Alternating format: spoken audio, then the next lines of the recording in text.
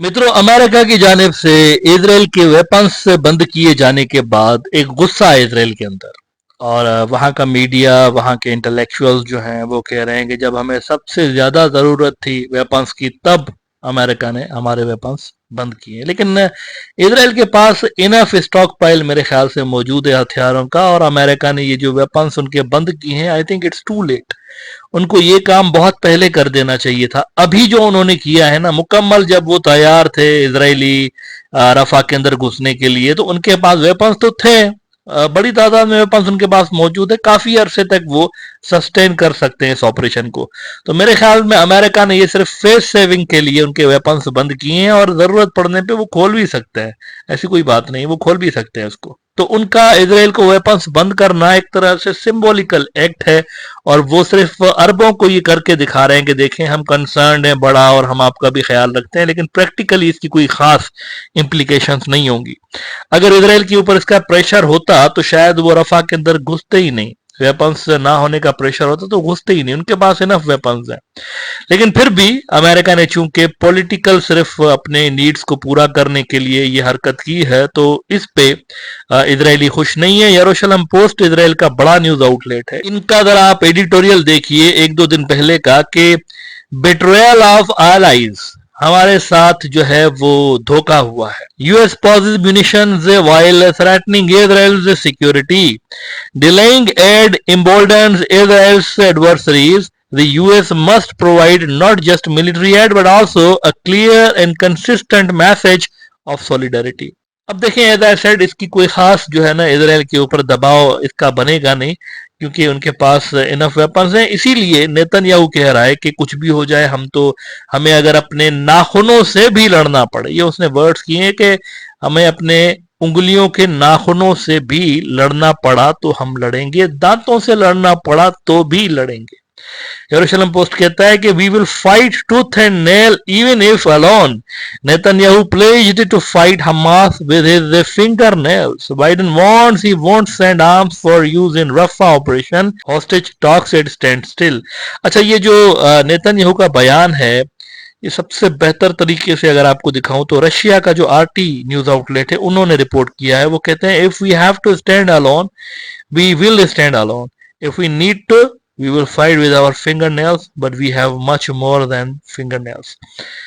अब देखें, इस सब के दौरान क्या हुआ। इस सब के दौरान ये हुआ है कि आपको बताया था कि जुम्मे वाले रोज यानी कल के रोज यूनाइटेड नेशंस के अंदर एक वोटिंग होनी थी फलस्तीनी रियासत के हवाले से, और उस वोटिंग की सिग्निफिकेंस ये थी कि उसमें कम से कम ये जो ऑब्जर्वर का स्टेटस मिला हुआ है फलस्तीन को। फलस्तीन बैठता तो था यूनाइटेड नेशंस के अंदर, लेकिन एक ऑब्जर्वर की हैसियत से बैठता था। तो उस वोटिंग के नतीजे में होना यह था कि कुछ एक्स्ट्रा जो राइट्स हैं फलस्तीन की रियासत को, वो मिलने थे यूनाइटेड नेशंस के अंदर। और अमेरिका, चूंकि ये जनरल असेंबली की रेजोल्यूशन थी, सिक्योरिटी काउंसिल की नहीं थी, तो अमेरिका इसको वीटो नहीं कर सकता था। लिहाजा ये रेजोल्यूशन कल बड़ी भारी अक्सरियत के साथ पास हो गई है। और इसमें 143 जो मुल्क हैं दुनिया के, मेरे ख्याल से 193 यूनाइटेड नेशंस के टोटल मेंबर हैं आई थिंक, और उसमें से 143 जो हैं उन्होंने जनाब सपोर्ट कर दी है फलस्तीन की। अब कितनी बड़ी तादाद है दुनिया के मुल्कों की जो कि फलस्तीनियों को सपोर्ट करते हैं, यू कैन क्लियरली सी। सिर्फ 9 मुल्क ऐसे थे, 9 ओनली, उसमें से भी 3-4 तो पिद्दी पिद्दी से मुल्क है, मुझे कहना नहीं चाहिए ये वर्ड, लेकिन ऐसे ही नन्हे मुन्ने से, आपने नाम भी नहीं सुना होगा, ऐसे ऐसे मुल्क हैं।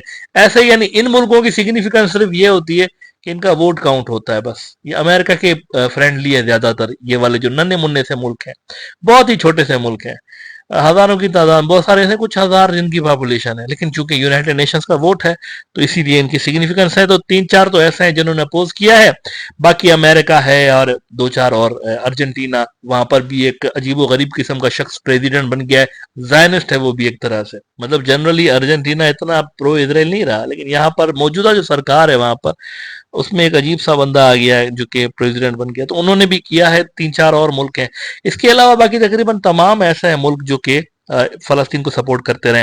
अच्छा, 25 मुल्क ऐसे थे जिन्होंने ना हिमायत में वोट डाला ना मुखालफत में वोट डाला, लेकिन वो भी ठीक है, मतलब वोट नहीं डालना भी इट्स ओके, वो भी फलस्तीन के फेवर में ही है एक तरह से।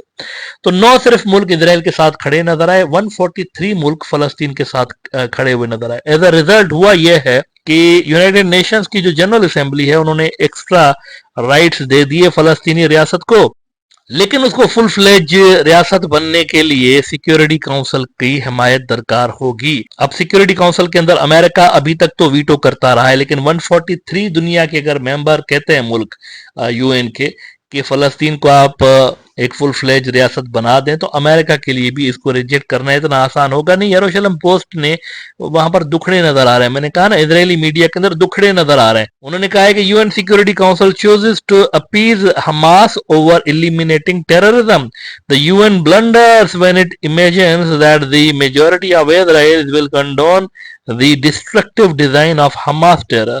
The UN should strive for peace, not its reverse.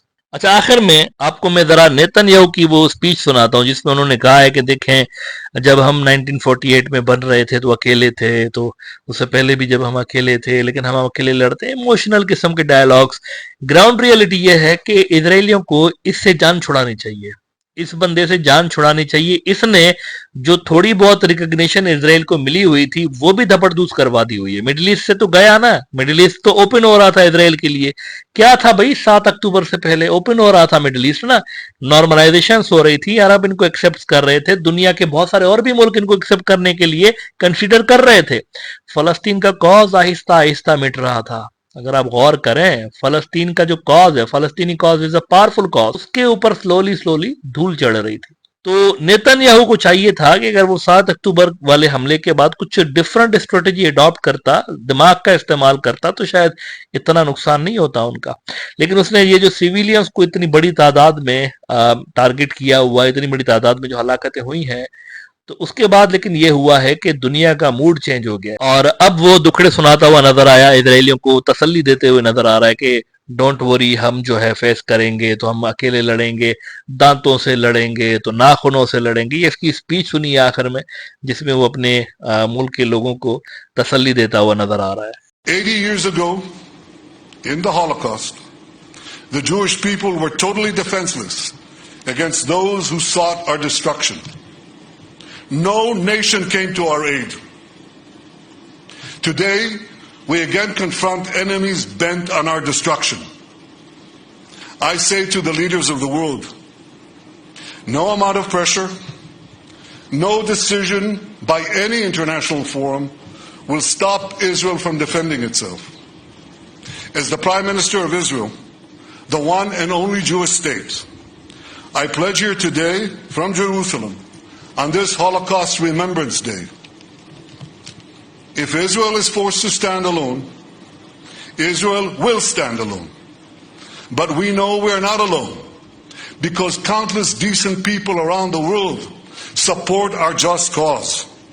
And I say to you, we will defeat our genocidal enemies. Never again is now.